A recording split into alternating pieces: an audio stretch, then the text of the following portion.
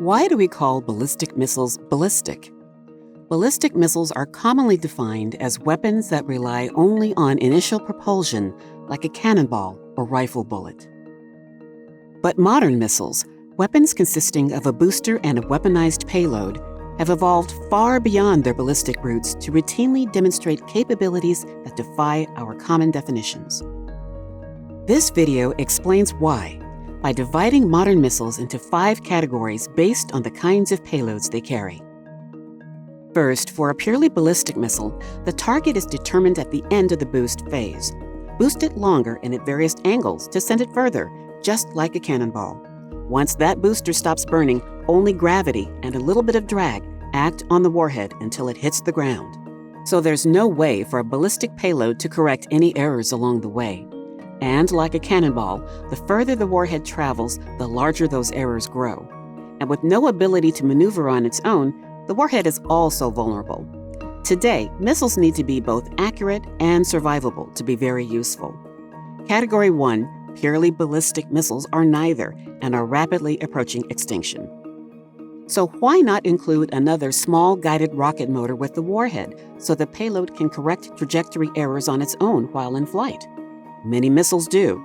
In fact, most ICBMs worldwide have long been examples of Category 2 missiles.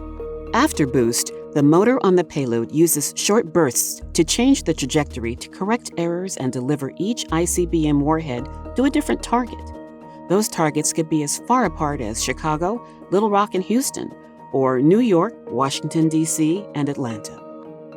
So knowing the booster trajectory alone isn't enough to predict where each of the warheads will go or when they will get there. Defending against this means intercepting multiple warheads on multiple trajectories with increasing odds that a few will get through. Yet all ballistic missile payloads must pass through the atmosphere at some point after boost. So, why not take advantage of that and add movable fins or small wings to correct trajectory errors aerodynamically? In fact, why not use the speed provided by the booster to simply fly and maneuver the warhead like a glider?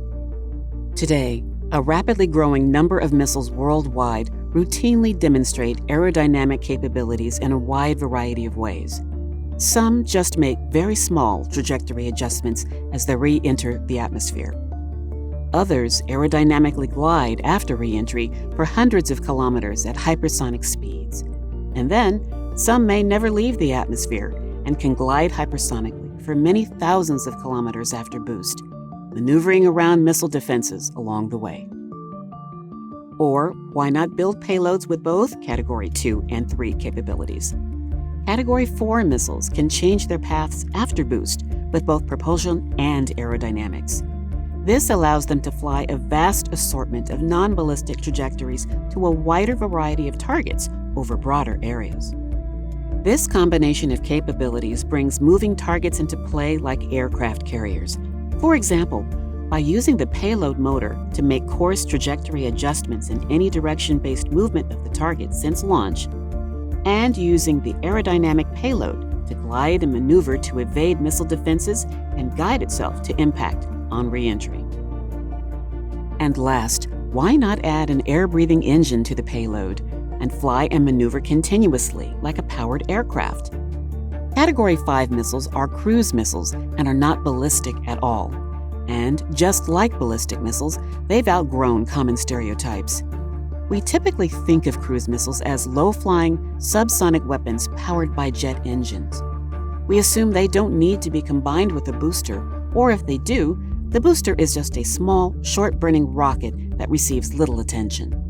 But rapid technical advances have given rise to supersonic ramjet and hypersonic scramjet-powered payloads that fly and maneuver continuously at much higher speeds and altitudes. But these payloads must first be delivered to higher altitudes and at incredible speeds for the engines to even ignite and operate. So they need to be combined with powerful boosters that are comparable in size and performance to ballistic missile boosters. And as the ranges of Category 5 missiles continue to increase, so will the size of their boosters. That means cruise missiles can no longer be thought of as separate and distinct from ballistic missiles. More and more, Cruise missiles are becoming another form of maneuvering, booster-delivered weaponized payloads. So, what does this tell us? For missiles, maneuverability is required to be accurate and more survivable. Today, a wide variety of options are readily available and already being used worldwide. There is no going back.